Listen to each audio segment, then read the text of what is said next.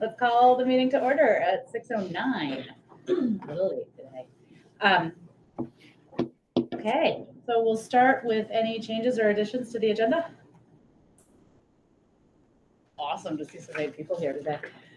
And Heather's not even here. Yeah, I know. Right, exactly. You should take a picture to show. Yeah. Okay. So no changes or additions to the agenda. Oh, I do, one change that doesn't really affect things. We are going to have a very short executive session for an update on 2 student matters. So we'll get to that. Okay, so I'll take a motion to approve the minutes of September 6th. Okay. I'll Got a second. motion from Sarah and a second from Colleen. Okay, is there any discussion? This is not a lot of us to have discussion. Okay. Very good. Okay, so I'll move to a vote. Since we're all here, I'm not doing a roll call. All those in favor of approving the minutes of September 6, 2022, please say aye. Aye. Aye. All those opposed? Abstentions? Okay, so that's 3-0. And I do remember Beth did say that she couldn't come to tonight's meeting. Yes. She has to. She had to present. Yeah. And I will say that I wonder if Heather's confused because one of the calendars in my calendar says 6:30. Ooh. 3 calendars say 6 and one says 6:30. I emailed her and Colleen was gonna text, so it might be, I mean, she's probably on her way, but. Yeah. The agenda says 6, Yeah, I know. so, okay. Just make sure I thought, no, and I'll look and see which calendar it is that it auto-populated 3 for 6 and 1 for 6:30. And I don't know how I subscribe to 4 calendars that auto-populate for the school, but I do. Okay, so is there any public participation or announcements? Anyone? And how many do we have online? Are we None. just who we can see? Okay. Okay, so we'll skip that, except I think I'm gonna announce the flu clinic. Am I taking that away from you guys? Yep. Okay, so you'll announce the flu clinic Yep. later. Great, okay. Okay, we'll move on to the administrative report and learn about the flu clinic later in the report. Let's see, all right, I will share my screen.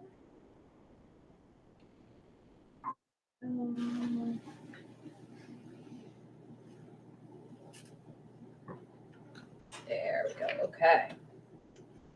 So I wanted to start with just some fun photos of some of the highlights that we've done. Hey! There she is. Look, in a crowd here, look at this. Look. They'll come. So I wanted to start with some photos. A couple of the second 2 are from the community dinner that we had a couple weeks ago, and the first one is a fun activity that we did as a whole school assembly, where the kids were on scooters and they had plungers, and it was like a relay race. They were going up and down. It was a blast. It was an It absolute. looks like so much fun. It really was. I think we need to do that for a board meeting. We can do that. We have all the materials. We can. Practice. And we can race the kids later. Yeah, I like that. And then just a few pictures. Some of our middle level students working with Mr. Martin. The second photo is some first graders working with Miss Westenfeld, and then a student taking a break in our Slate Foyer area that we've really used to try to have it be positive breaks for kids, schedule positive breaks. Times when kiddos just need a quick positive check-in with an adult. We're really using that area to try to do that. And some highlights, a Kay friend of ours, I had to include that good photo that I took the other day. Our kindergartners spent a lot of time in the woods, which has been really wonderful, really, really wonderful. And they do this great activity beforehand where they're drawing what they want to do, what they want to play. They're writing if they want to, or they're drawing. It's beautiful. Lots of play for all of our students, which has been amazing. All staff, every adult in the building is building relationships with students, which is the most important thing. Classrooms are creating their classroom expectations as well as leadership roles. For those that were at the SU board meeting, Anna Brooks really touched on that in a wonderful way, and how, at least in first grade here, that they're really establishing those leadership roles. Our students are leading all school assemblies. We have a group of them that every single Friday they're leading it, and it's amazing. Same group of students that they're also working on. They do it every day, just virtually. On Fridays, we have them all here in person, and it's just like, it's a fun time to be had by all. It's wonderful. And then on Thursdays, it has been fun. The last couple of weeks, Alina and I have done it.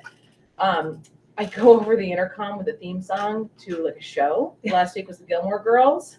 The week before was The Office. And so I'll put on the song over the intercom, and it'll have to be like the fifth caller, or whatever it is they're calling Heidi. So whoever the fifth caller is that gets it right wins a little tiny gift card. Like, it's just something fun for people to have some fun. That's awesome. It's been good. Is that before school starts or? After the kids leave. Oh, okay, gotcha. I feel like we should educate our kids on all these songs though. Oh, yes. The first couple have been good. They've been good. That's awesome.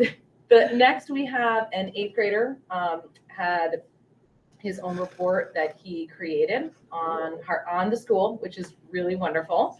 So his first slide is that it was Heartland Elementary School was built in 1969, and the first extension was built in 1988. And I think there was a following extension in the early 90s. I'm trying to think of the stuff that's written out here. There's something in the 90s too, but yeah. He goes into what each of the middle level teachers are working on right now. So Mr. Martin is a science teacher. And so in 7th grade, he's teaching about water displacement. And in 8th grade, he's teaching about the density of powders and the steps for labs. And the kids are doing amazing hands-on work when I walk in there. It's incredible. I'm hearing amazing things about science this year. It's incredible. Miss Fusco is our social studies teacher. So in 7th grade, they're learning about the 5 geography themes: location, place, human environment, interaction, movement, and religion. And 8th grade is learning about U.S. history, starting with learning about the geography of North America. Miss Abbott is working on character traits for both 7th and 8th grade. And Mr. Butts, who is also here, is working in 7th grade around proportional relationships, and in 8th grade about scientific notation and exponents. And our student, Cameron Whitcomb, an 8th grader who wrote this, and there's our middle level team. That's awesome. Yeah. Nice job, Cam. I know, right? Yay. Awesome job, Cam. As far as I know, and that actually might have gone up a couple more. Is it 5? 5. Okay. Kids and 1 adult. I think that changed as of today. So yeah, not 3 anymore, but Christine, didn't you say at the supervisory meeting that there were 0 cases in Heartland? Yep. And I mean, knock on wood, and then it was 3, and now as of today it was 5. But, And I hear of other people that are on watch lists, so. Yeah. And we did, we had some at Windsor, which I reported, and that didn't go anywhere. So that was good news. Yeah. We had some cases and it didn't create a huge outbreak. So that's good. Well, fingers crossed that happens here as well. Yes.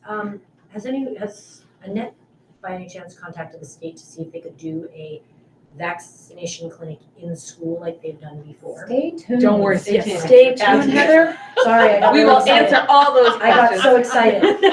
I was here late. I'm sorry. Sorry. Upcoming events on Thursday, there is the SU visioning work that is here at Heartland from 5:30. Dinner is, let me get this right, Christine, dinner is 5:30 to 6, and we work from 6 to 7:30. Yep, okay. There is an early release this coming Friday and no school on Monday. And on the 19th, we are doing a walk to school day. And we'll put some more information about that out. We've got a good little flyer Alina's created. We'll put in the Wildcat Weekly this coming Friday for people. And Christine, I'm wondering, Beth, do you want to do your report first before Christine? Or do you want to do yours, Christine, and then Beth? She has some slides. I am flexible. Okay, Beth, do you want to go now and then I can circle back and have Christine finish hers? I mean, if that's okay. Yeah. It's approaching my bedtime, so, I get it. All right, here we go, Beth. You Okay. tell me when to switch slides. Okay, can you hear me okay? Oh, yeah. Okay, You're good. quite loud, actually. Sorry. Can you I'm hear back me away. okay? Okay, so the sixth grade is embracing project-based learning, and as we had done at the last end of last year. So this year we started off with a roller coaster unit where kids could talk about kinetic and potential energy and do some writing. In front of you, you see the standards that we addressed in the project, which finished today. They're fourth and fifth grade standards, but we thought that was an appropriate beginning of school sort of activity to see where everybody was landing. So next slide. So this has got some clicks in it. Things are going to appear. So we talked about roller coaster history. We did some reading, some looking for clues, roller coasters in motion, which we examined the science aspect of motion. And then the last thing is we just completed an engineering design lab where students worked in teams of 3, and they had constraints on how they could build the materials that they were using to create these roller coasters. And so the next slide just had, this is the categories that we're using for the awards, which are going to be presented tomorrow. And we're going to add some categories to this as well, like most tape used, because that was clearly a thing. And height, yeah. And then they were all so mad because a lot of them fell over during the weekend, and they thought someone had sabotaged their projects. We were like, no, gravity. So anyway, these were just some of the things. It was just a really fun project. It got everybody working together. We adjusted our schedule so that we did our core content in the morning, and we split the time, and then we came together as a whole grade in the afternoon. And McKenna and I had agendas in both classes, and then we put them together, and they collaborated, and they went through a whole design process to figure out the plan and then how to use their materials. And then they tested and perfected. So I think there's a little bit more. There's some pictures. Here we go. So this is part of what the construction process looked like in both rooms. And you can see, like, the one on the top right, their theme was the forest. So they went out and got evergreens from the woods, and we're decorating it. The goal was to have the marble run for 10 seconds, which proved to be a lot harder than they thought it was going to be. But you can see that, for the most part, the kids worked really well together. It was really interesting to see who could handle an activity like that that's unstructured, and who, was sort of lost in that. And it helped us see how kids learn as well. So there's just a few more slides of pictures. There's some more. This is the construction phase in both rooms. So we opened up the doors, and the kids were going between classrooms, and it was a bit of productive chaos, I guess we're going to call it. Productive chaos. I think there are 2 more slides, I think. Oh, there we go. More construction. And now today was the race. And so these are some pictures of the races. And so the kids had to present, talk about their theme, and figure out what their design process was. And I think that there's just a little bit more after this. Yep. And it was a really cool, chaotic, energetic project. And the prizes are going to be awarded tomorrow. It was interesting. The top left picture, the groups we put together were very diverse. So we broke up, kids that were always going to hang together. And it was really cool to see how they embraced it and helped each other out and shared supplies. And it was good. It was a really good thing. So there might be one more. I'm not sure. I think that might be it.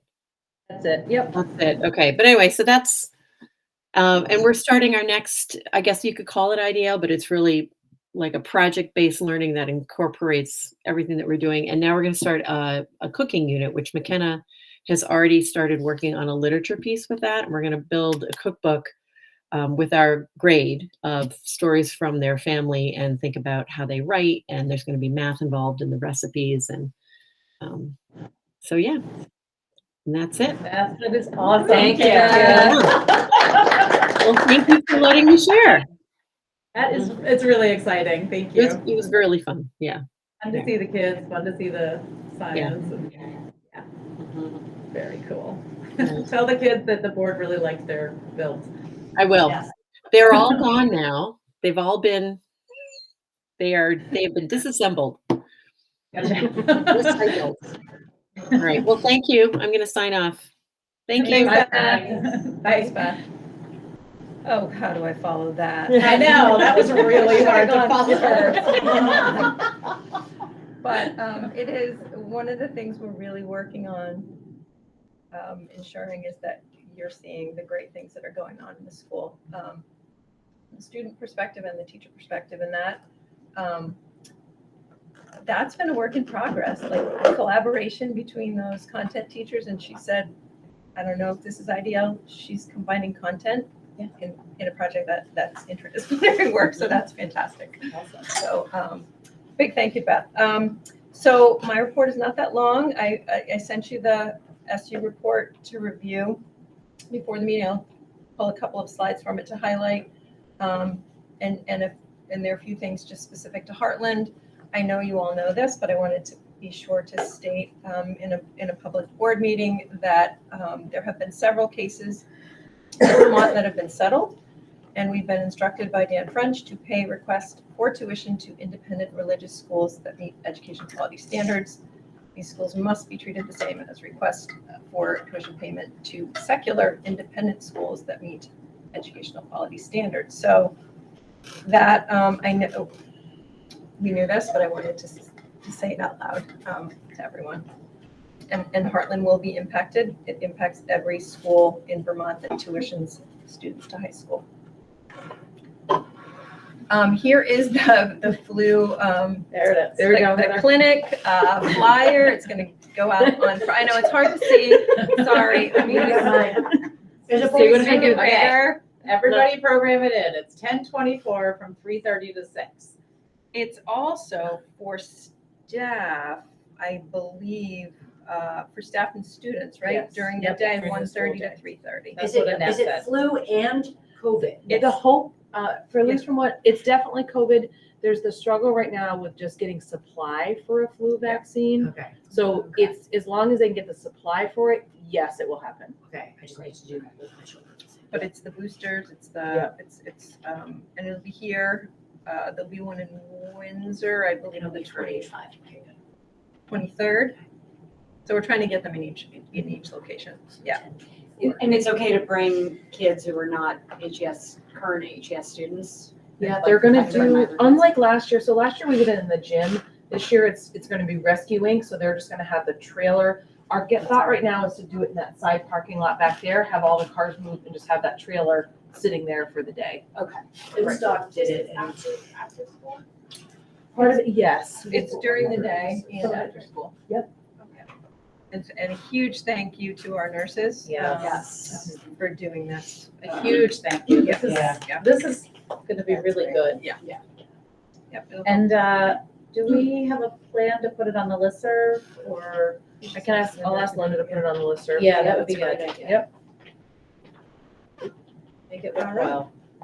Yeah, the one we had last year was fantastic. Mhm. in So the great. school. Yeah, it was really So- great. And I really like I did my COVID vaccine in the rescuing vehicle and it was great. Yeah. They're just so well run, so. Do you know if they take insurance or if it's something that's provided or paid for by the school? You don't need anything. You just show show up. Free. Show up. Yep. Yep. Okay. Roll up your sleeve. Spread the word. Yeah. Oh, I will. Perfect. I will. Yeah. The Heartland Community Group on board. Yes, that's great. Lindsay mentioned a little of this. This is our first 4 sessions with Mike Nicholson he was from Battelle. He did our strategic plan with us and our portrait. He's coming on Thursday. He's going to be working with a group of parents. We're calling that the Parent Advisory Council for an hour, 4:30 to 5:30 on Thursday afternoon. Some of those parents may be joining us for the community meeting after. I think I have roughly 10 parents who've committed, and then we're at around 30 people that have signed up for the community meeting, which is encouraging.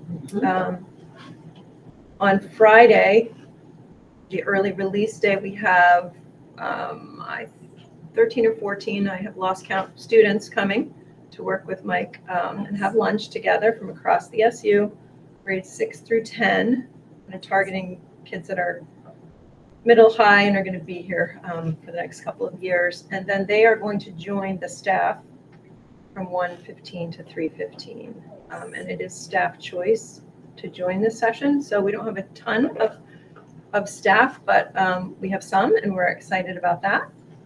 And it will grow. There are, as you know, we have differentiated professional development this year, and there are some required trainings that staff have to take if they haven't taken them before they get to make a choice. So hopefully in his next round in December, we'll have some more staff joining us. But we're very excited to get this work with Mike started. It's really about student self-determined learning, student voice and choice, student engagement. So that's what we're about. And just quickly, just so everybody knows, we did hire the SU board approved the hire of our coordinator of diversity, equity, and inclusion. His name is Ethan Lawrence. He's local, actually. He's from Hartford, but he lives in Windsor. He's currently the chair of the JEDI committee in Windsor, and he'll be part-time this year as he is under contract in a school. He's a special education teacher, but he holds a master's degree in social work. So he has a really good lens to do this work with his background. And Mary Gannon will mentor him. It's a new position. They've got a job description, but it will, I'm sure, more as the year goes along. And Katie and Sergio are taking the lead as administrators to work with him and be the conduit to the administrative team and share information. And then that leads right into Katie's update. So I heard you wanted information. Yes. I came with, it's one of the things that I don't think we have done since I've been here is split over time everything by building or by district. So I apologize for that. It was just something we don't extrapolate naturally and can't go back to do. So that's the numbers. And I was actually really surprised when I pulled the historical data from 2018 up to now to look at how our students identified on IEPs has grown. And I anecdotally can say that as we're building our MTSS system, we're actually seeing students slowly coming off of IEPs because there's more, and that we'll get into EC 173 a little bit. But we are also seeing a lot of students come in from early ed already getting services, as well as many people who move in disproportionately also have IEPs. And we're starting to track that better this year with our case manager model, which is also coming later in this. So that's just anecdotal. I wish I had like clear-cut answers, but I don't. And it is a trend for the state. We're not making our own. HES has actually fluctuated between about 65 to 72 students between 2019 and now. We've seen, and I didn't have time to look at, Is that population. Is that pre-K-12 as well? No, that's K8. K-8. Okay. K8. Yeah. So just the elementary school. What has fluctuated, the Heartland School District, totally right and complete, has 95 students. I couldn't historically go back and pull that out. I actually had from when I started here in 2019 numbers that I had. That's why I could do that for Heartland, the building itself. But as far as the district goes, in addition to the 72 odd students in progress here in the elementary school, we also have the balance of those students at either an alternative placement or high school placed. Because as you know, you're still responsible for those students who are high school placed. Although that number seems to be also dropping across the SU. Nice. Any questions on math? No? I got one. Did you do a breakdown by gender as well? Not for the SU. I will, off the top of my head, less than a third of the students are girls, and the other 66, somewhere on there, it's disproportionately male. So I can tell you that. Not surprising. It's not, I mean, yeah, we've seen that before, but that's pretty, those are startling And I'm numbers. sitting there, I'm thinking of what my numbers were before. No, it's not surprising, and it is actually a national trend, never mind a statewide trend. The under-identification or the over-identification depends on how you look at it. So, but I could get that, that's an easy one I can pull. I could do that. Next slide, Katie. Next slide. Okay, I gotta look at this because I can't see that up there. So some of the trends, pre-K is definitely increasing, which is great. We've increased our own pre-K within our SU, but we're also seeing an increase of students coming in from birth through 3 into pre-K who are already identified. Very few kids are actually getting exited as they come in. And what we're seeing is students with more intensive needs. Students who are much earlier identified as being on the spectrum or having some more complex medical needs. And that's SU-wide. I put here, when I first started in 2019, we started with 22 pre-Kers identified on IEPs. Right now, we're already at 32. So that's SU-wide in terms of students identified on IEPs. So that is, and they're students that require more than speech. It used to be, lots of those kids used to be and they still are quite disproportionately speech. Those S's and P's and L's and R's get everybody. But that's developmentally appropriate, and we do a lot of early intervention on that. But this is far beyond just an increase in speech. So that impacts later as they come to kindergarten and first grade, and we catch those kids in school. We do have an increase, and I know at the SU board meetings, you've heard this over time. At some point, I'm going to get to a graph. In FY21, we had 21 students in the extraordinary cost level, and for that's students over the $60,000 mark. Now it's $65,000 that we spend. That there are some students that also go to outside placements who don't hit that mark. But I knew I had that solid number. Most of our out-district placements, because of transportation and tuition, roughly end up in the mid-80s. Some go far above to 160 to 190 because of tuition costs and transportation. So that, and we have to track those every year for the state. So those were easy numbers to go back and pull historically. In FY21, we had a total of just 32 kiddos out in different places that the SU sent.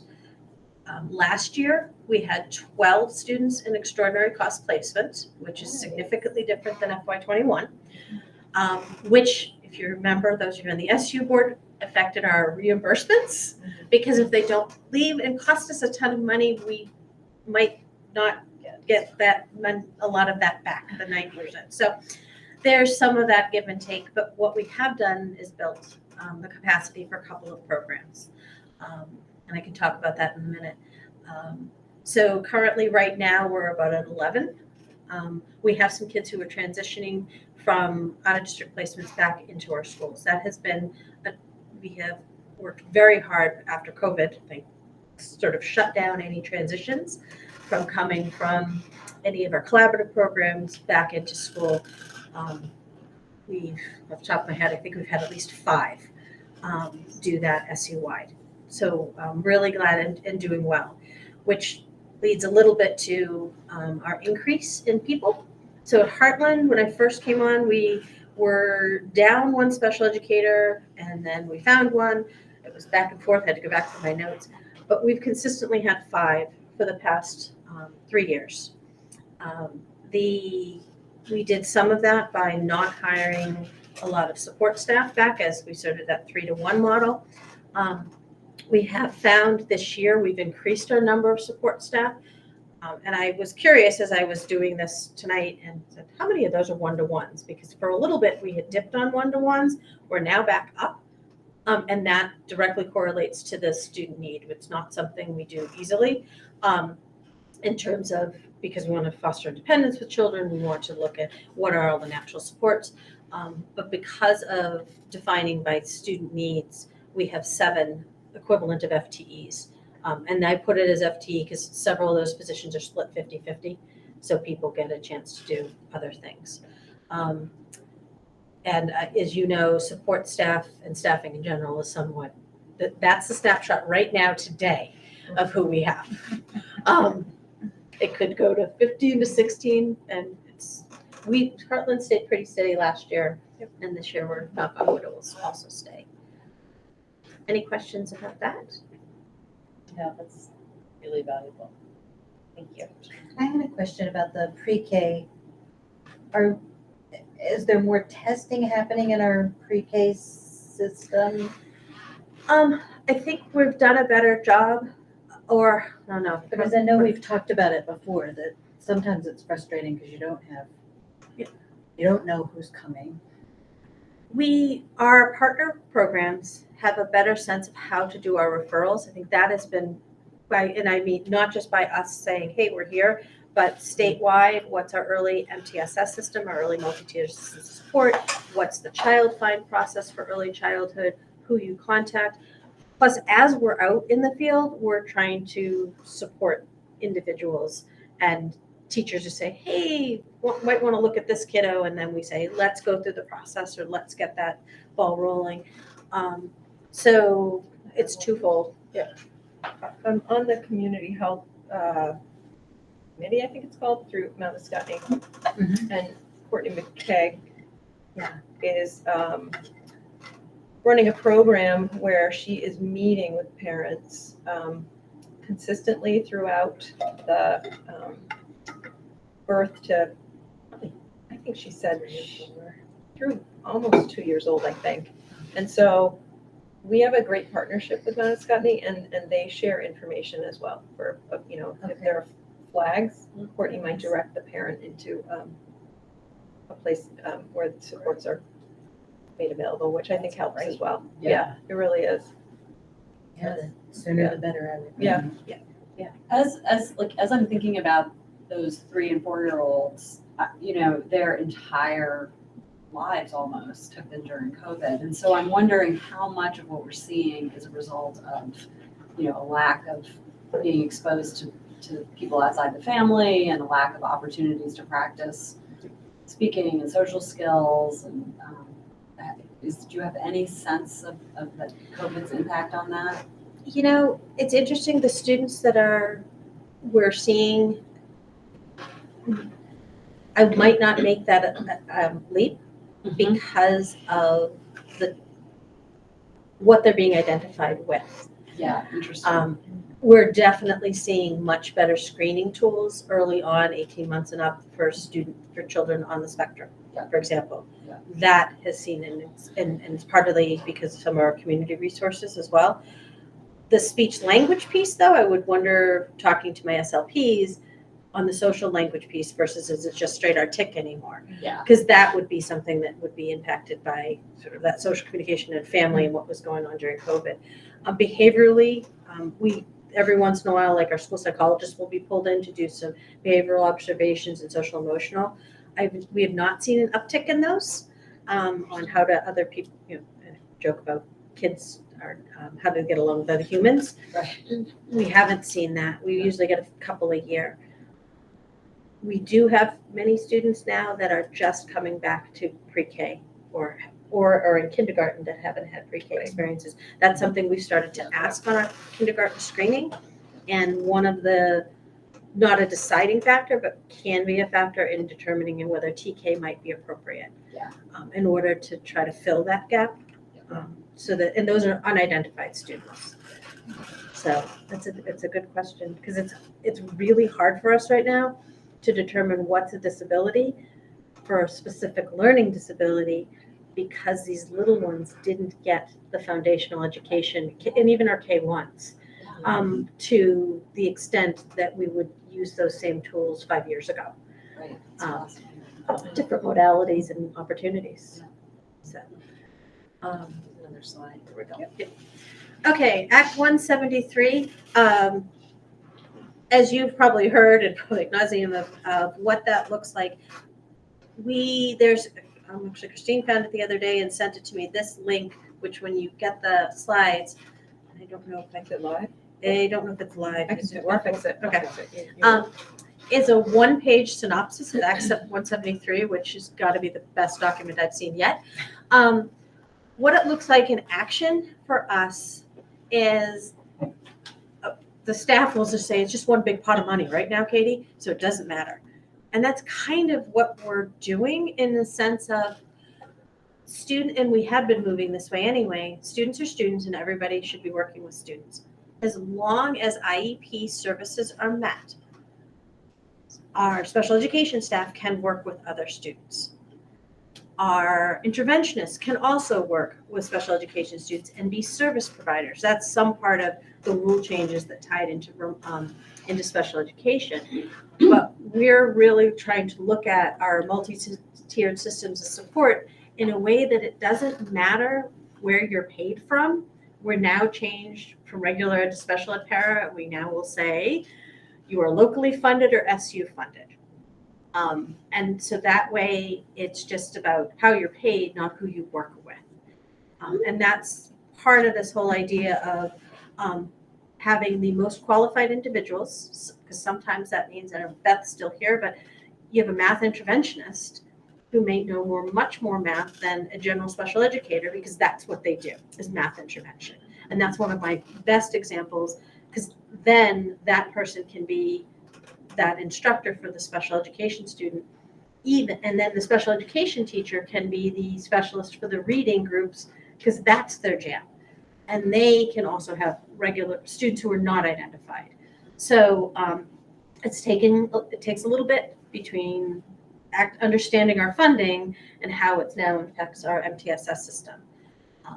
So we anticipate, and these are the harder conversations that we've had, to sit at meetings where we've identified a student in special education and said, they have a disability, it does impact their education, but do they need specialized instruction that's not available to everybody else? That's the awesome conversation we're having now on the need part, the third decision maker, because if everything's available to everyone, for the most part, the need for specialized instruction might not need to happen. So therefore, they don't need to be on an IEP to get everything.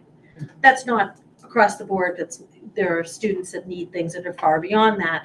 But if we have math interventionists, reading interventionists, special educators with the extra reading and math instruction, teachers doing doubles and triple doses sometimes, I mean, all of these pieces, win time, all of it, then we address those needs early, often, and can have students be more successful. Yeah, it's a real gap that bothers me all the time, and I think we experienced it as parents, where a kid has special needs, but is meeting all of the grade level marks that they're supposed to meet, but they still need help. Right. Dyslexia. And that's the piece where, as we have introduced interventionists in the district, especially in Heartland, you've had several really stable ones for years. That makes a huge difference. And now that some of you remember, it used to be you had to have half of your group had to be special ed and half could be not, and it had to be 51%. I'm really not sure how we did that with children, if you think about that math. But we did it. We did it. That's gone, all of that. So unless you are grant funded through the Idea B grant, that has to be solely special education, which we've managed to keep in a way that we don't have to worry about it.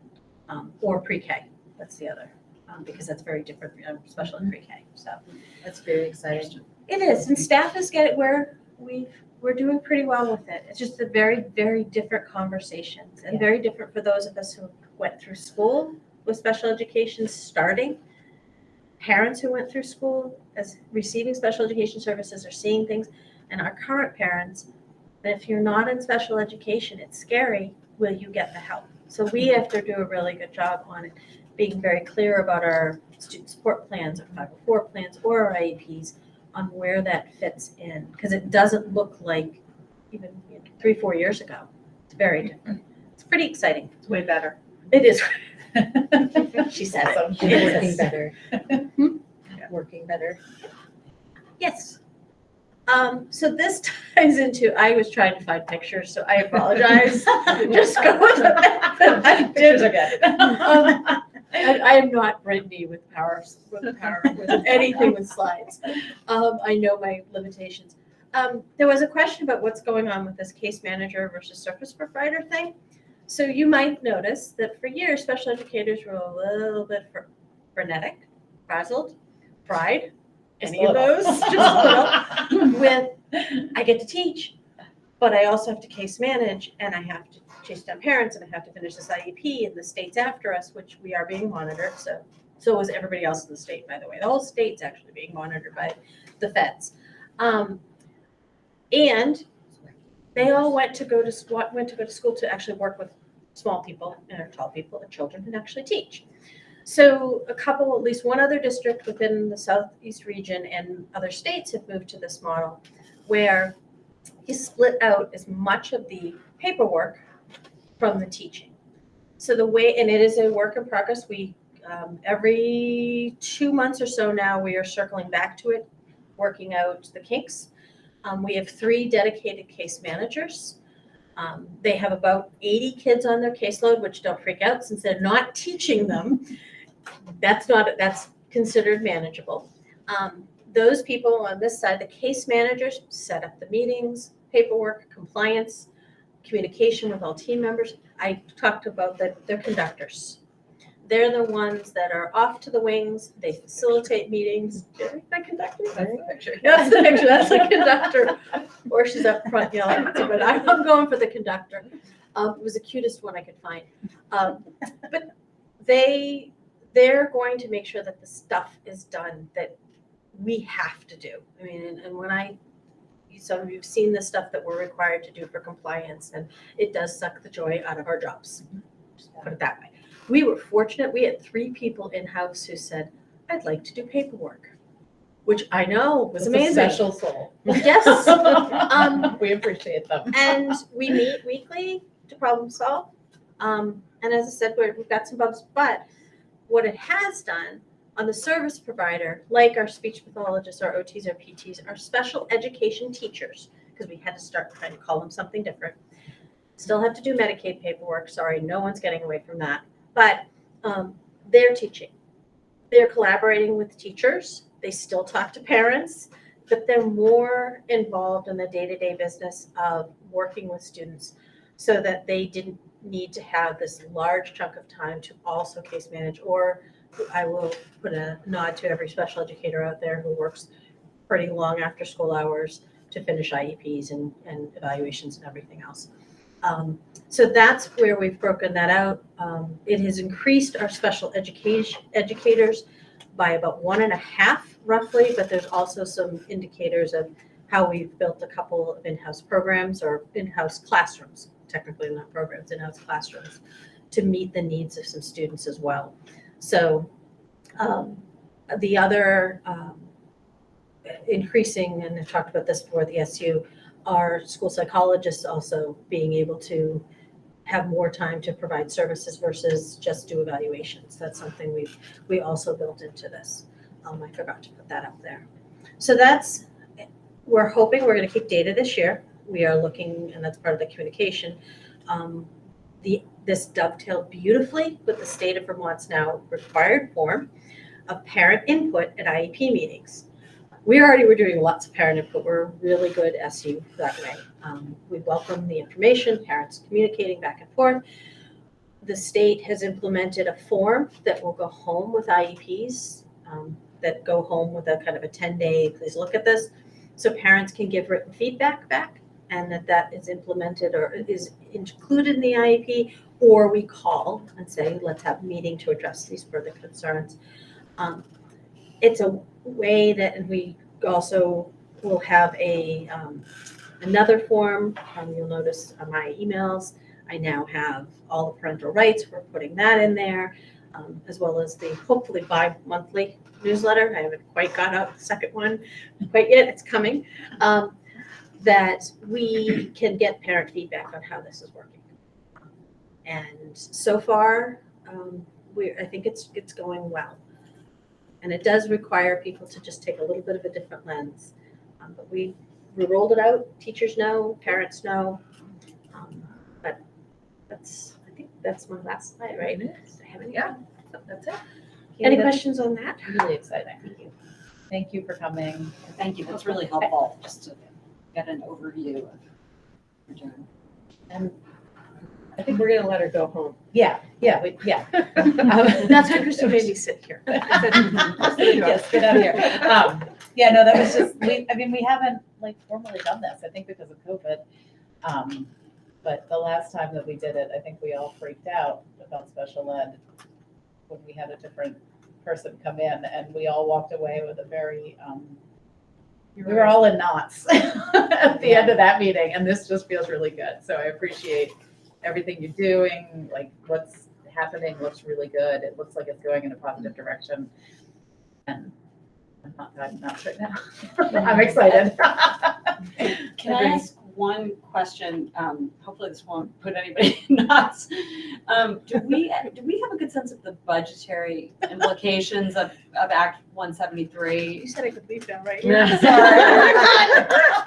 I remember the last thing we heard was we were sort of like, I don't know how it's gonna look for us. Do we have anything definitive? 163. Yeah. 163. That was our number that is less, which in comparison to other districts. 163,000. Oh, okay. I thought I had We the act received- wrong. No, It is 170. It's 173. Okay. It's 163,000 less Less. That, is what we okay. received this year, which is considerably less. I thought it was going to be more.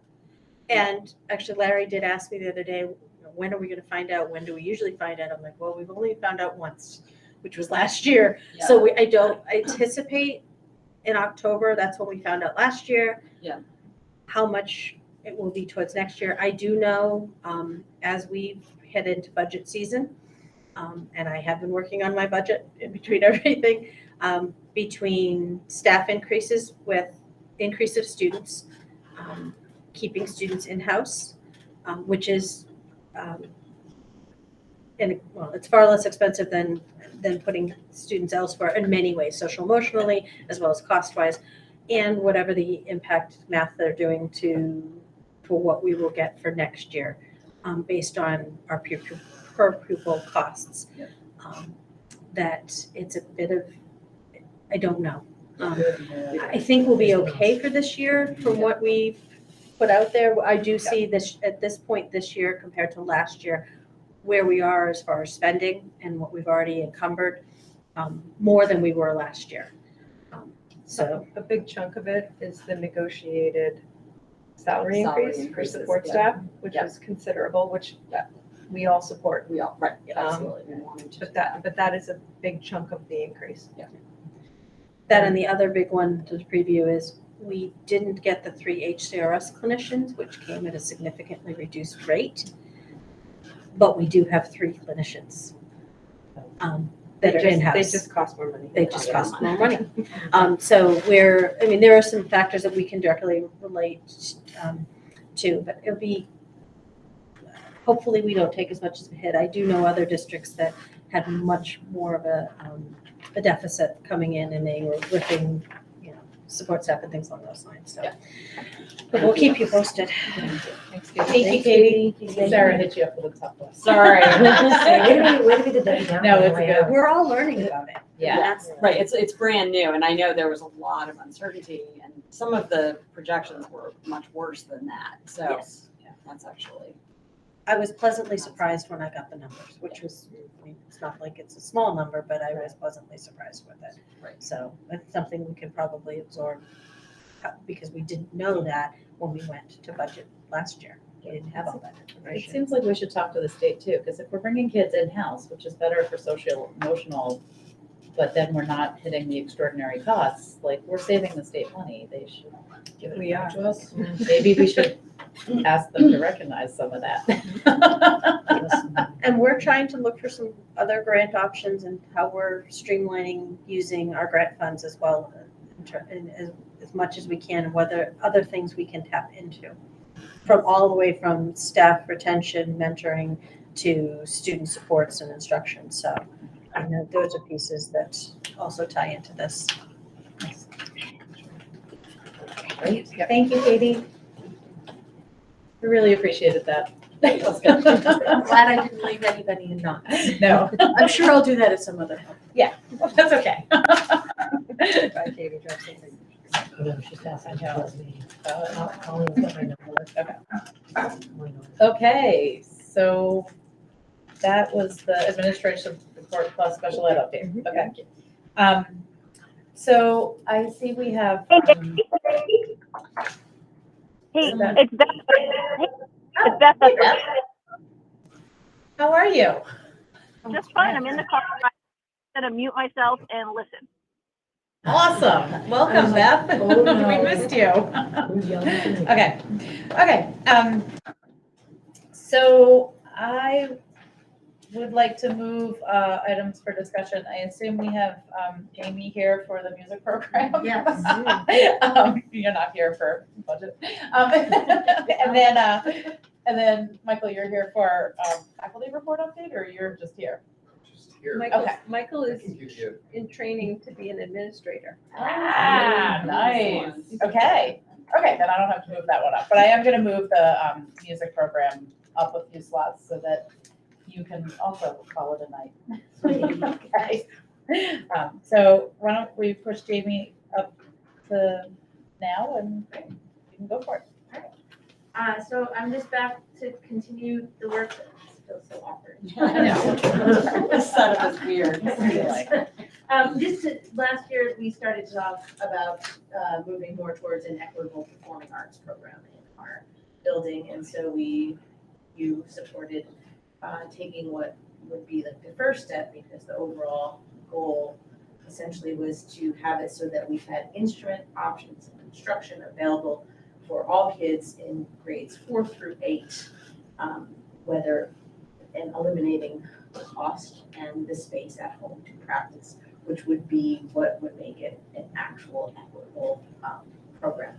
So we now have the FTE and 2 spaces, which was that first step towards doing it. And so our next step to move forward would be to start getting instruments in the hands of students that can't afford them for whatever reason, or even having it so that they had access to a space to play their instrument at school because they couldn't bring their instrument home for the plethora of reasons that they have as well. So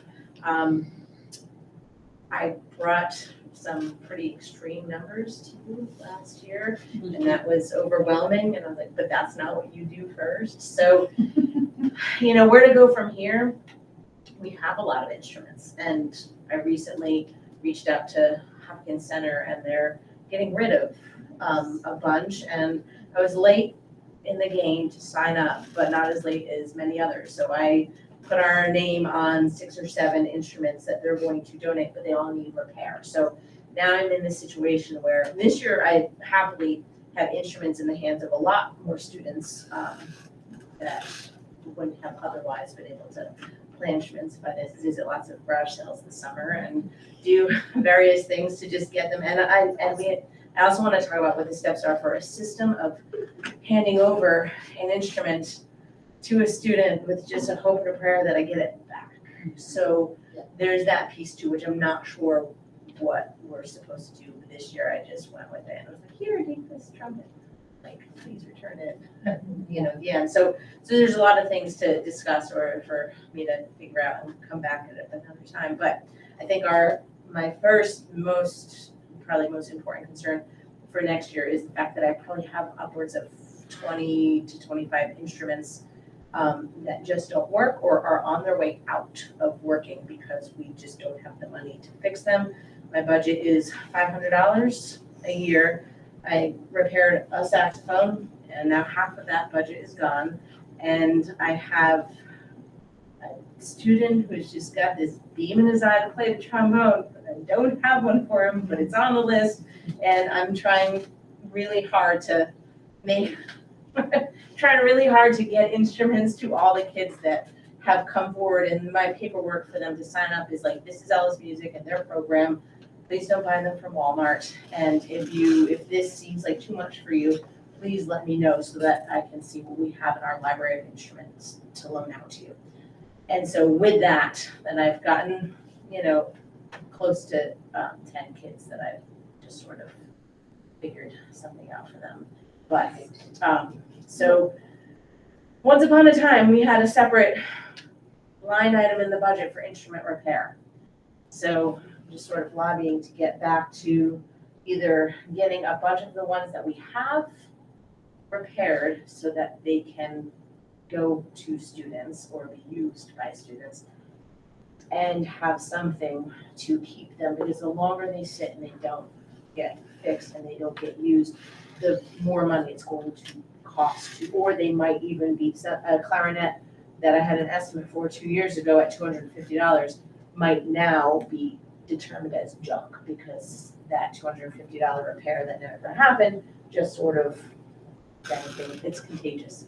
The problems in the instruments are contagious, and then they eventually stop working, or the repair cost becomes so much that it's greater than what the value of the instrument is to get it repaired. So What would be the sort of cost benefit comparison of just renting instruments for those kids? yeah, and I had an extensive conversation with our representative. It's about the same.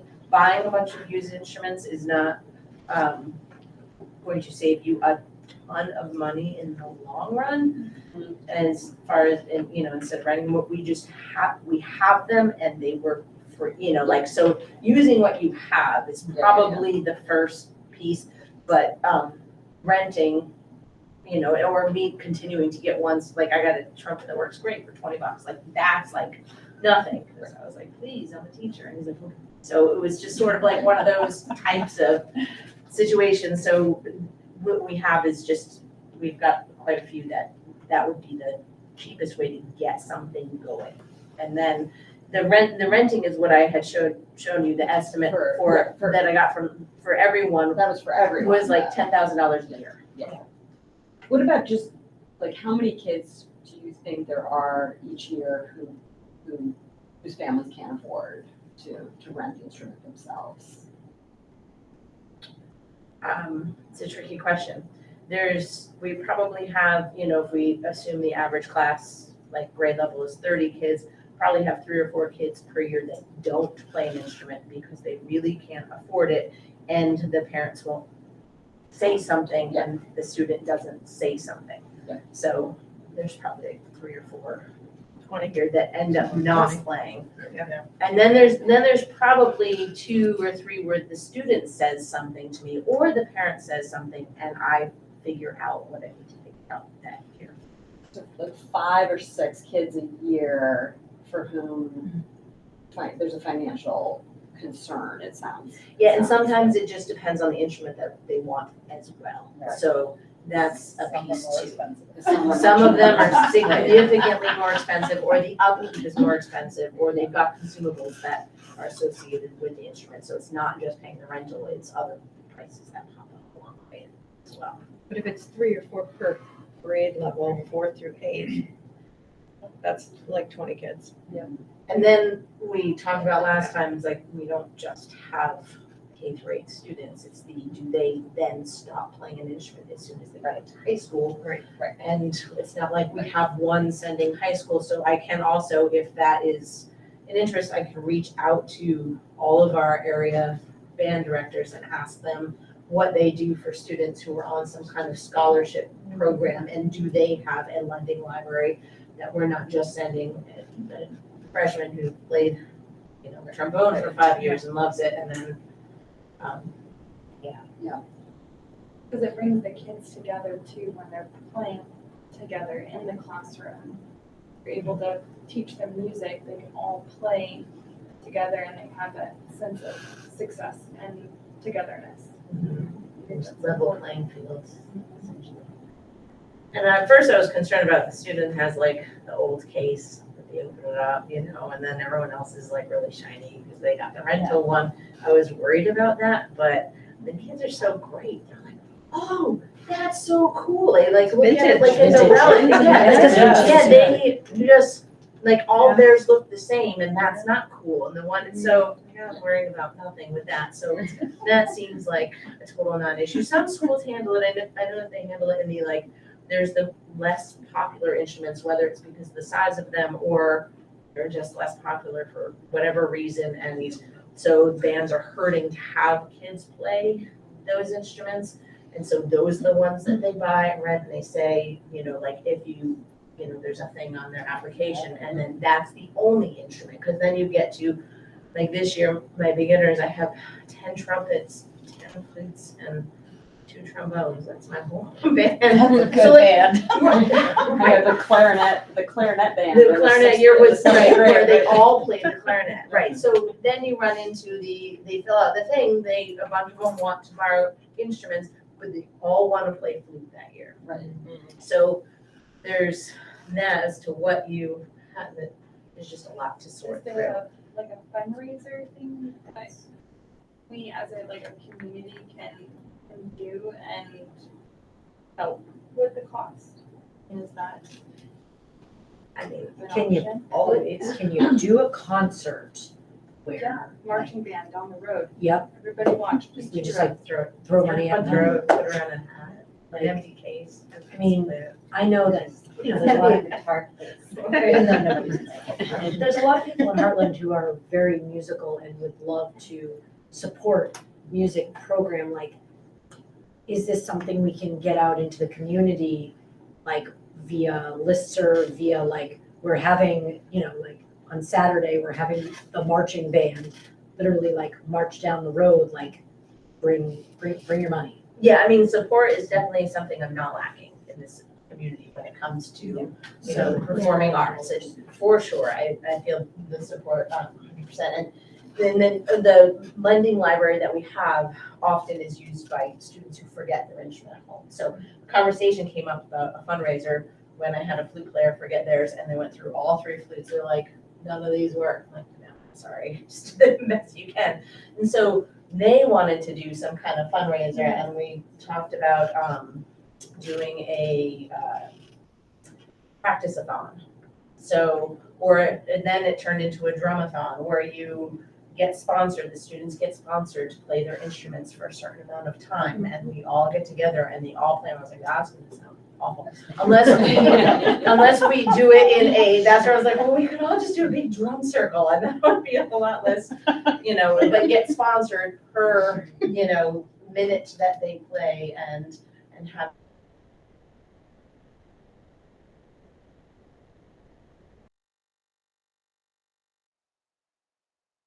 need to be repaired. And that's why it would be great if we just had some kind of jump start, and then to get a good deal of them repaired so that I could then spend the $500 I have a year on things like the consumables, the spare reeds that I have there, or new music for them to play, or more major instruments, because our area of we're playing Carol of the Bells and we don't really have a proper set. It's like silly things like that if we had a consistent repair budget and a jump start to get those that are just collecting dust right now.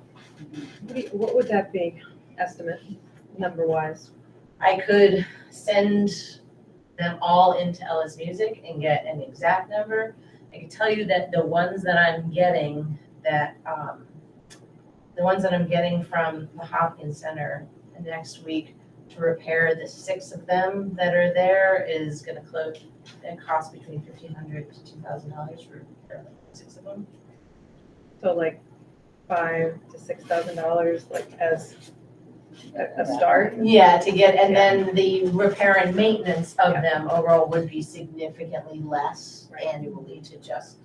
So it's a built-in repair budget that stays consistent or. Right, and which I think is a good place to start, and then where we're lacking, that's where we look into rentals, and I reach out to the high schools and say, what can you do for our kids that we're getting, instruments in their hands now that they won't be able to take them with them, and then what do we do in terms of sending, I have no idea, is it like Chromebooks where they have to sign a thing that says there's, because. Yeah.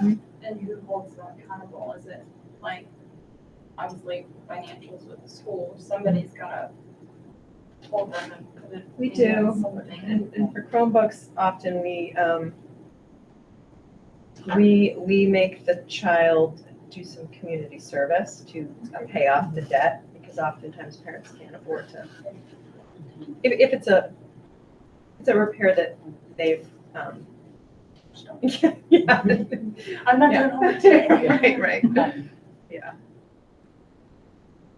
I think that repairing, like just in my opinion, I think that repairing, like you're going through so much to try to figure out like, and you just don't have a fresh plate to start with. Right, You're I just just need it kind to- of, you just need the time to have a fresh start in order to figure everything else out. It's not a ton of money, to be honest with you, for Yeah. what she's trying to do. Yeah. Yeah, no, I agree. So Jamie, are you asking, what's the amount? Like. I would know you- I couldn't give that to you right now. I could tell you what the amount, I can send all of our instruments to Dallas Music Company and get a fair idea of what we have, and I have, the Hopkins Center got estimates on all of them before. Oh, that was great.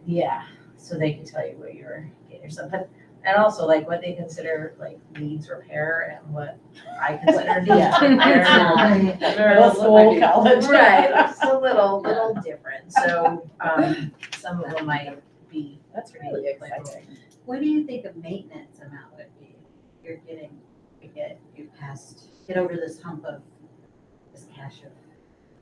Well, because then we'll be maintaining like the current lending library, which is interesting mix of instruments. But I mean, if you have just getting them professionally cleaned and maintained, like that's the thing is when you're renting them from Ellis, they'll do that for free every year. So, you know, if we have 40 instruments on hand, you could probably assume about $100 per instrument every year, even when they're not plugged in. Right. And then you run into the estimate that I gave about, estimate I gave for rentals did not include the fact that clarinet players go through a box of reeds, you know, every, and the trumpet players go through the valve oil, like, nothing, so. Do they give like a discount if you like give them like the lot of instrument discount for No. like lump sum? They said that they'll do it tax-free, but that's the, they do. So it would cost us less than it would cost your average family, But I think if you want to pull together some numbers, and give them to Lindsay to put into the budget, and we'll just see how it all comes out. And I mean, you give us some options, like. Right, that's why I wanted to get Yeah. my feelers out for where we're at before I got anything Yeah, concrete. Because also sending them all in means that none of them are available to any of the students for a chunk of time. So it'd be good if I could just do that over the holiday break or Right. like a chunk of time where Yeah. all the kids who use them don't have to go 2 weeks without right. having access. And I don't know, well, they come here, can they give you like a gross estimate, or do they The guy really? who comes here's not a repair guy. Okay. He's the pickup guy. Yeah. Good question for you. When it comes to the consumables, have you ever thought about like sending out a letter to the parents saying, you know, your child's doing this, would you be able to afford X amount of dollars for this? Yeah. Because, okay. I was gonna say, So some far, I parents haven't heard might- I was gonna anything say, back. well, She's like yeah. in silence. Yeah. But it might have to be an email versus the paper, because the kid might have to get it. Is in the email, is what I can do. That might be a good fundraiser project, though, For The consumables. Just for the for the kids, because they, Yeah. you know, and they really see where their money's going. Yeah, They well, and raise. you were just talking about that, we had a PTO meeting just before this, and one of the things you were talking about there, which I think applies here, is oftentimes people, if you say a box of reeds is like how much, if you were a clarinet, what? Yeah, like Let's 20 say bucks for 20 that. bucks, okay. You wanna buy a box of reeds, 20 bucks is gonna get that for you, you know, so it's like a visual for a person donating, like $20, I can actually see what that $20 is going to buy, so something visual for people that might entice them a little bit more. Yeah. Yeah. Instead of just sending the. Right. Yeah, no, exactly, yeah, but when someone can see like, oh, this $20 is actually gonna buy a box of reeds for a kid, then it might entice people to donate more. The other thing I wonder is putting something on the listserv and asking people you know, do you happen to have, you know, if your kid played and is no longer playing, like, do you have an instrument around? Which I did that last year, I put in a listserv. I just personally contacted all of my former students and Yeah. asked them what they were doing with their instruments. There are so many instruments. So that's, and I got some good ones that were just sitting there and they were happy to hand them over. But I wanted to see if we were going in the direction of renting before I, you know, Right. or Yeah. repairing what we've got and going from there. The listserv might make sense, because I know we did, when Judson at some point decided he wanted to try saxophones, and we put something in listserv, so anybody got a saxophone? And we got like 3 people wrote back. The problem was they all need to be paired to the tune of more than anyone was gonna pay for a saxophone. So, you know, that's the danger. But there are, I think there are instruments out there. Yeah, because, well, there's a lot of schools that their lending library tends to be low brass and percussion because there's not a lot of kids who do low brass in the mid-level That's what I area. was thinking. But also, percussion doesn't have the consumable that. And brass is somewhat easier to maintain. Right, they age well. Holds up better. Yeah, woodlands do not age well. I wonder, I mean, I guess in the short term, I think a listserv, and I'm even happy to send it, a listserv looking for the trombone. I have 2 coming next week. Oh, you so do? I Oh, good. Okay, never mind. Not yet. Oh, Let's you see know where to what- find 2 more, okay? Let's see where this. That's right. Yeah, so I kind of wonder, like, instead of hitting people up for all of the potentially junk instruments that exist in the town of Heartland, like, maybe just trying individual ones as we need them, I don't know. But so thinking to answer your question about like big picture, I toss this out to the board. I guess part of me wants to see the program grow, like if we can repair the instruments that we have and like start to grow it that way. And then if we really are successful and get more kids and then start looking at the rental, like kind of as a phased approach. I don't know how you react to that. That was what I was picturing, that way Yeah. get into the rental agreements are a good deal, so. And some of those low brass are expensive. Well, and some of them, they don't even rent, they only sell them, so. If that's the direction, that money's not in the budget this year for Jamie to get those repairs. But I'm guessing there might be some supply money in the budget that isn't unspent, that we might be able to just allow her to do that so that the kids have instruments this That's year. what I was wondering, if that amount of money. If that's what we're might gonna do count. in the long run, it might make sense to try to repair some of those this year, so that. Yeah. We're thinking big picture, are we also gonna ensure that she has like her own set class time? What? Her own set class time. Oh. So that the students actually have like a specific, like, this is your band time.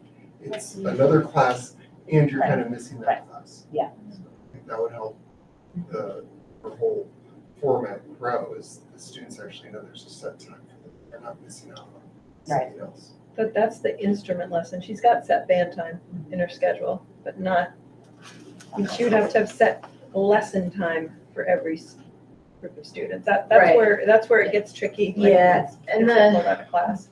Yeah, and the band time, like this year, what the things that'll get kids into the program is getting the actual instruments in their hands, and they're so excited when they open the case and start. And the thing that gets them to stay in the program is them having the success playing it, and they don't have the success in learning it when they only have the opportunity to play those instruments once a week at school, and then they go home and they have a whole week that passes and they forget everything and they don't have the supports at home to play their instrument for lots of valid reasons, some just because they forget, but many that have super valid reasons. And then they come back and then it's frustrating because they don't remember anything that they did before. And then it's like, you're doing it all and you can only practice harmonies so many times in a row and have it feel exciting. So That's the thing too, is having more time in the school day built in for them. Their instruments, which this year we went to twice a week band, but the lessons are once a week. So once they're well developed in their skills, they get to play their instruments 3 times a week in school, which has helped quite a bit for a lot of them. But the beginners, I still see 20 minutes, really 15 minutes once a week. And that's the year that it's hard, so. I remember it was so eye-opening for me when we sort of, presented that we wanted to do this, and you said, well, actually, Right. let's talk about, what the real issues are and what, and I thought that was so eye-opening. We talked a lot about, starting younger and building habits of practice younger. And has there, with the ukuleles and the recorders and how has that been going? It's not building habits of practice as much as it is just introducing them to, because they're not taking the instruments home, so there's no habits of practice that way. It's just that idea of small group instrumental instruction where they get that feel of reading music, playing an instrument, and by the time they get to 4th grade, they know if they're interested in doing that, with their instrument. Some of them, because of what they did leading up to it, they're going to be so excited after playing a recorder to finally get a saxophone in their hands. Some of them are so ready to be done with all of the small group instrumental instruction. So that's more of what that serves. I don't think it's going to give them practice like routine. But that is built in. That is, schedule yes, number. they're Right. doing that now. I would say we've got So that's good. all of those things going, and so now we should be seeing an uptick in Wanting to play. and knowing that it's because they want to play an instrument and they know that they want to do it, as opposed to like, sure, I'll give it a try if you'll pay for it. Right.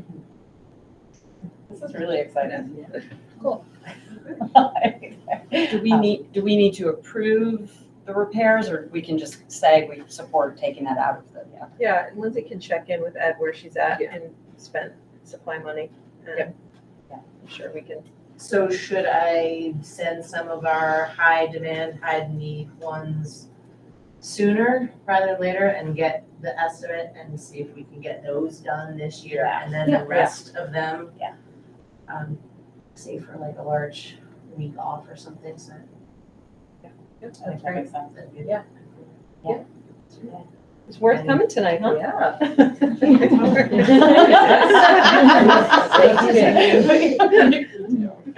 And if I can figure out some kind of fundraiser, then I can go ahead and, amongst all the theater stuff.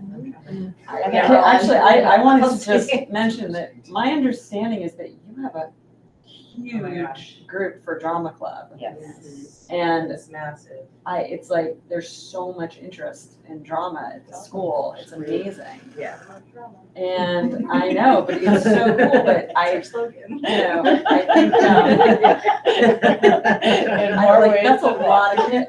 It's great. I just wanted to highlight that, because I think there's great. There are a lot Yeah.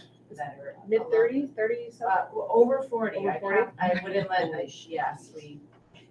I think I showed up for registration.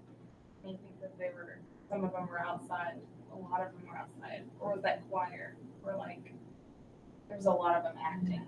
That was. There was a lot Yeah. of discover their congregating, but they were so funny Mhm. and filled with joy, and they were so happy. Like And the 40ers, extroverted middle schoolers, like all together. It's a good time. Except for a few introverts who were like, wow. Well, they're extroverted when they're There there. they are, it's true. Yeah, so and then sometimes I feel concerned about, getting it, it's the same group of people, the performing arts group. There's a lot of overlap, and, we're trying to bring back our spring Broadway trip this year and do all the things that we always did pre-COVID, and so there's gonna be major fundraising efforts. But my philosophy of fundraising is that, like, we don't sell things, we give experiences, and so that's where the play-a-thon and getting the kids involved, play their instruments and be sponsored, and so it's like an experience, but I always get a little concerned about continuing to ask for financial support from the same group of over and over again. So that's where it's like a fundraiser is totally doable from my end, but I'm also thinking about all the fundraisers that I'm trying to oversee for the theater. I know we used to have, I used to work for a retirement home. And we used to use some of our budget and funding, for the schools that used to come out and like do like little plays or whatnot for the residents, and the residents would be on board with their council and agree to like fund, them coming and support the cause. So I don't know if that's something that, or like, I know like Sparks and Zacks, I know they have so many people that disabilities, I mean, they would probably love to see the kids just kind of like interact and stuff like that. I mean, just an idea, just throwing it out there. Maybe. Publicly. And the screaming haunted house, right? That's always a good one. No, so we lost the parent group that made that. Oh. And no one's, I put it out there, but no Nobody one's wants to like, do it. I like to do those too, so they, yeah. Well, just a huge thank you to Jamie, because she Yes, thank you. Thank you. really Thank you. created an amazing program here, and that is definitely looked upon across the SU as, you know, what other schools really want to emulate. And that's Jamie. There's only one thing. Yeah, I mean, and you brought kids from the other schools in, which is the exciting thing to the play. Yes, I'm not so sure that we can make that happen this year, just because, I mean, good news, they're doing things too, Yeah. so. Oh, that's like, awesome. That's great. Because that's my thing, is we Yeah. don't take them from other programs, it's just if their school's not doing a show that year, then they can come in. That makes sense. They're getting one together at Weathersfield. Right, Yeah, and that's great. what we had last year, and Windsor actually has the like whole theater, like during the day program, and then, so we might get some Alberta students, you know. It sounds like instruments or instrumentals and bands are really revved up with energy this year. They So, are. It's really exciting. They are, I was, it could go either way, but. That's okay, I'll take the energy. Well, bringing them out of the like pandemic of Yeah. never, our current 7th grade has never, like last spring was their first time actually playing. They've been playing for 3 years, they had never done a concert, they had never played with a band, and then this year, like, grades are back and playing tests, and they're actually like excited to do it. I know. Yeah. And you've got a great space that works for the instruments, Yeah. storage, so that was a good Yes. move as well, so. Cool, well, we're excited, Thank keep you. us posted, let us Thank know you. what you learn. I will, for sure. Thank you. Okay. Thanks, Jamie. Okay, so now we're back up to item A, for renaming the Heartland School, renaming to Heartland School. Sarah, you did Do the you want me to research, yeah. share what I learned? So for those of you in the audience, at some point a few years ago, we talked about the fact that, Weathersfield is Weathersfield School and Windsor is Windsor School. And Heartland is still Heartland Elementary School, despite the fact that we have a middle school. So I got in touch with Donna Russo-Savage, she's the legal counsel at the AOE, and it was interesting. I think she was a bit surprised by the question and went to look and didn't find any. She said, here's what she says. Hello, Sarah. To the best of my knowledge, there is no statute or rule governing the process by which the name of a school building is changed, or whether it is the board or the voters that have the authority to do so. And then she just asked us to let her know if we change the name. So the funny part. it sounds like we've got some leeway here to handle it however we want. I mean, I feel like I would want to be really transparent with the community and give the community a chance to come and let us know what they think. And I know there probably is some nostalgic feeling in the community for I'm sure there's some. I'm married to somebody who graduated from Heartland Elementary School. So, I think there may in fact be some, some feelings that people may want to share. And I'm very open to hearing them. So I would suggest that we put it on, warn it as an agenda item and get some opinions. Can I ask a question? Are we married to Heartland School, or could we be like married to like Heartland Elementary in middle school and just be called HEMS? Thought about this in the car, just throwing that out there. Who doesn't want to be called HEMS? Because then you don't lose the elementary part of it, but you also recognize that like, this is middle school is, I mean, I'm open to anything. I just didn't know if like, if it's like, we keep the name or we go to Heartland School, period. But I liked HEMS. Heartland School strikes me as efficient and. Yeah. If there's anything something changes that- down the road, we're good.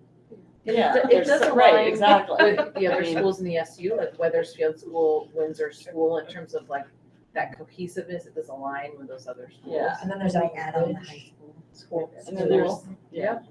If I may, for the middle school, it allows them to realize that they're not in an elementary school. Yeah. Because that's Exactly. really the pushback for a lot of students is that transition piece of, I'm no longer in an elementary, I'm now in a middle school.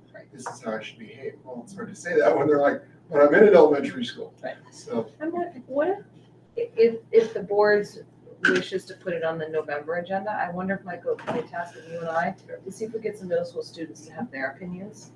Yeah. November? Great idea. And what I want to say is it was warned on this agenda. Was, Yep, yeah. we don't have a lot of It's true. feedback. I know, you could do items of I mean, action. I feel like something maybe should go on the listserv. Right. Because I think there are community members who have. Yeah, I think it needs to get. And just say, we're discussing this, we'd love to know what you think. You want to float it on the list? And I'd love to hear like a faculty perspective too, because like, I feel like they should have some stake in the game as to what they're called as well. Yep. Because I feel like, Yeah, I would- I would love to do some research in the school first, and also to use that as a starting point to get the conversation growing. So what if I created a survey that was sent to both faculty and students, that's like probably a simple couple questions, and I could bring Yeah. those results back to the November meeting? And I would love to have some students participate too. Yeah, and to kind of see what that says, and then Yep. we could maybe warn it for December and put something on listserv saying, we'll be discussing this, if you have Yeah. thoughts, please Yep. let us know. I mean, so we'll keep that on the next agenda. You want it under discussion items? Do you want to research what a name change involves technically? I mean, how many new sets of letterhead? Do people use letterhead? Yeah. I mean, the plus side is that the sign that is out there is quite literally falling apart. Yeah. So New that, sign. it was funny, Larry Dower and I were a few weeks ago, like, doing a walk around. We're like, yeah, the sign, we probably could use a new sign. And then this conversation happens, I was like, how much well, we save, right? elementary, less letters. Right. There's a nice one, I think the one inside is pretty nice, it says elementary. The one It out says- there is, yeah. But there's, the letterhead we make electronically. Yeah. That's a cost. And the clothing. Yeah, and the website and all that can be changed quickly, I would think. Most of them say Heartland, Yeah, right? Most what? Or do they say HES? there's a lot of There's HES. a lot of HES. Yeah. But they're not like logoed, they're just No, letters. and a lot of like where people can order stuff now through that, what's it called, one something or other, they can essentially change it to what they want. There are Right, that's a good like point, a yeah. tons and tons of Yeah. options. So you eventually, if we ever went that route, I would just email the rep that I work with, just say, hey, take Lord Elementary out.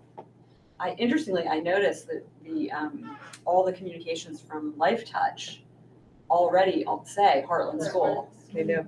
So, and I think because they were trying to. It's too many align letters. With the other schools, right?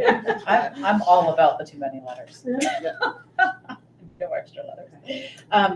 I think that's a great plan, and I think that that'll get the conversation started. I'd love to hear from some middle schoolers, because I think that that's a really important lens. I mean, that's why we're looking at doing this, is to make them feel included and older. So Michael, maybe that you and I can sit and come up with some possible students and ask them, or ask any of them, any of the middle level students if they want to come, and we put it out ahead of time, we can Tell them we'll make cookies. Okay, but then we have to make the cookies. Well, Alina makes cookies. Alina will make cookies. So, in PTO, there's a person said, we have hospitality that's not there, and I'm thinking, she's bringing cookies every week, I'm here every month. Yeah. It's only not that, but it would be great. Yeah. Okay, well, I think we got a plan there. So we're on to budget update. Lindsay, I know that you said you didn't have a huge update. No, Yeah. nothing, So- nothing right now. I mean, Okay. look, that's really what Jamie, I knew she was going to present something, but Yeah. I'll go to Ed and talk with him about what we've got left in general supplies, and I'm sure we can find the funds. I know a while back, Tina, like right during the COVID year, Tina had a pretty big budget for library. Did we ever? Yeah, Steve, yeah. Did we ever buy those materials? Okay, we did. Yeah, and she continues to have a sizable, she's very good at proactively thinking about what she's gonna need for STEAM, which is always changing depending on what the kids are interested in, what the teachers are doing. So she's got a pretty good budget. Okay. I want to say that with the books that she has, because my son is mixed, different races, and we're used to a very cultured family, all different colors. And I will say that the books that he's been coming home with have been amazing. Like, all I did was say one thing to the teacher, like, and my son, like, really, like, there was a book about a boy and his dad, and he was able to see his dad. We really appreciated that. That's And we've awesome. been getting a lot of books. All different colors, and he's super excited when he reads them. Sorry. That's so good to hear. Thank you. Thank Thank you for sharing that. I know. We've had Really? conversations about books where kids can see themselves in the books. Yeah. So it's good. Yeah. It's good to hear that. And the students did a whole audit last year, library audit, and made recommendations. And she did purchase a lot of those books. Yeah. So that's great.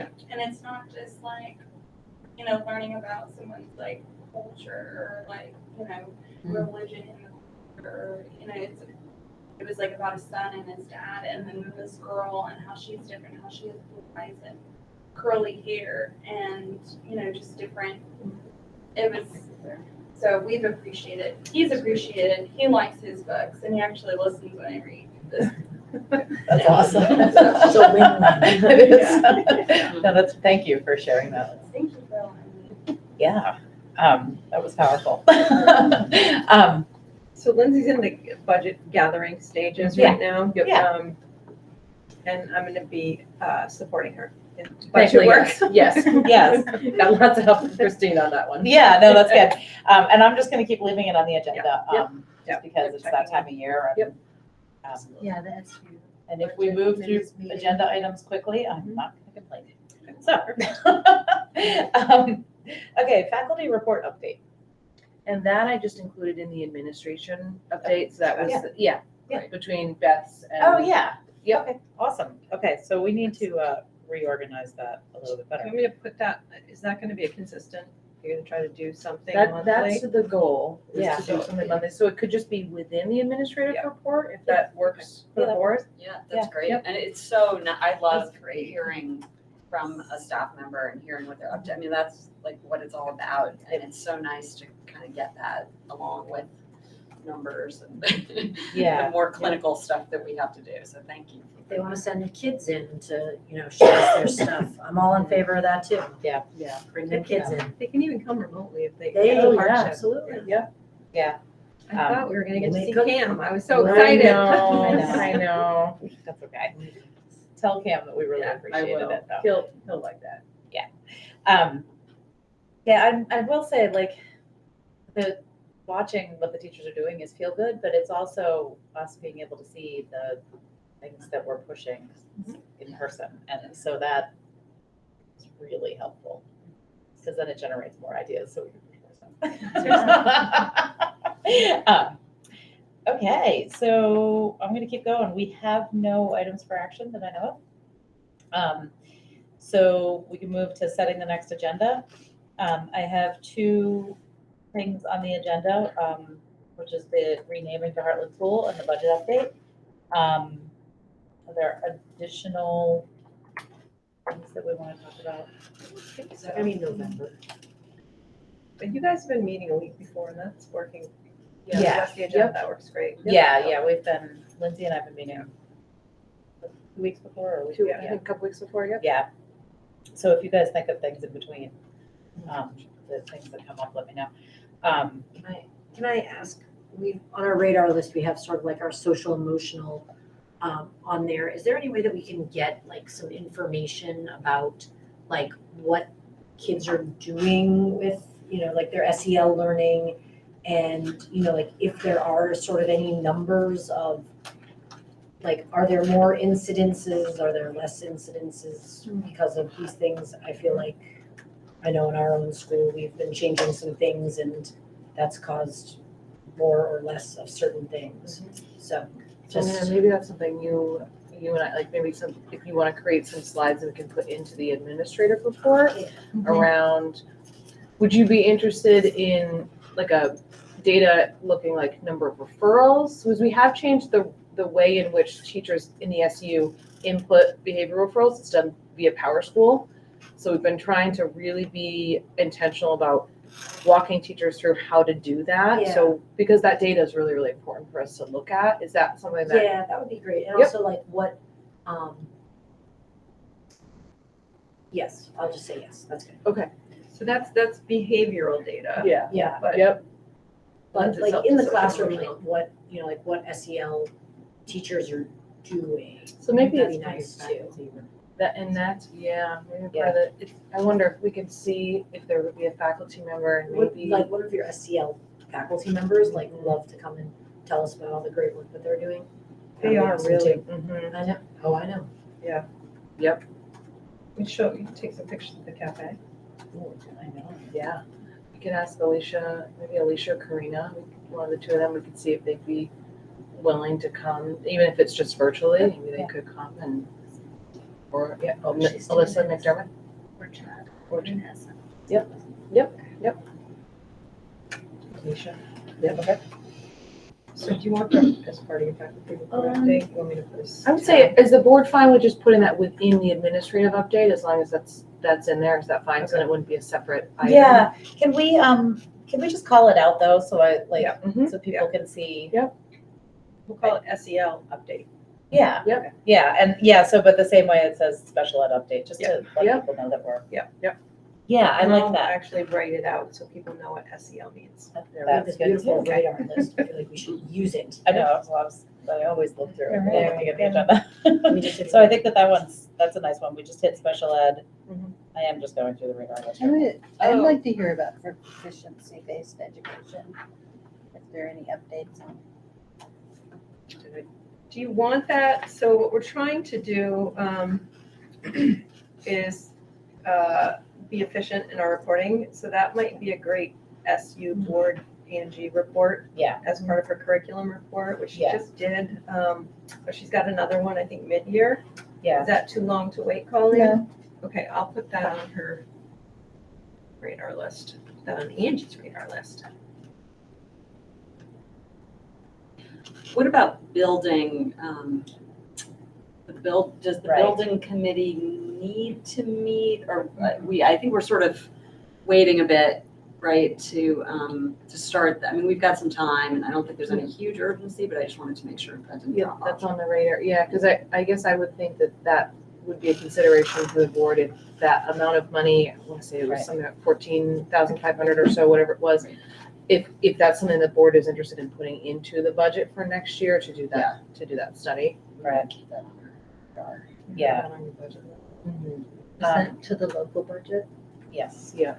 I mean, I think for now we should put it in the budget and then we'll make those decisions. Yeah. Just know where it is and how much it is and Right. where. How it feels? Right, so Yeah. if we need to take something out, we Okay. well, I feel like that's good. Christine, you had something to share, didn't you, in the executive session? Why do I like vaguely, I sent you some some legal, yeah, there was that. but that wasn't, those No, are I public documents. I feel like I read somewhere that, okay, never mind. I'm remembering like, dream. yeah, maybe I was reading, But we're going in for 2 student issues. yes, we're going in Yeah. for 2 student issues. Yeah, no, I was remembering something about scores or something, but Oh, Oh, yes. I did send you some That's right. data, Yeah. a follow-up question Yes. from our Yep. executive session. yeah, okay. Yeah, I can elaborate on that. So I did see words, you- executive you were session and not- data. That's right. Yes. Nikki, nice job. Do you want to phrase that a little bit better so that people know why we're going into executive session? We are going into executive session to follow up on questions asked about the SBAC scores that are still embargoed. Okay. Which we cannot speak about in public session yet. Right. Okay, great. Yeah. And then we also need to discuss 2 separate student matters. Yes. Awesome. Okay, so Great. I will take a motion to go into executive session. Okay, that's moved by Colleen and seconded by Heather. Okay, I'm gonna take, we lost Beth, huh? I don't even remember when she went. Her connection was not, Oh, it it was was not good, very yeah. strong, so. Okay, so since we're all here, that's what I was trying to figure out. I will take a vote to move to executive session at 7:50. All those in favor of moving to executive session, say aye. Aye. Aye, okay. Can All we do those opposed? consensus now, Abstentions? since we're operating on? Yeah, we can do it under consensus. Let's go Just to occurred to executive me. session. Let's go to Thank you. executive session. Okay. Yeah.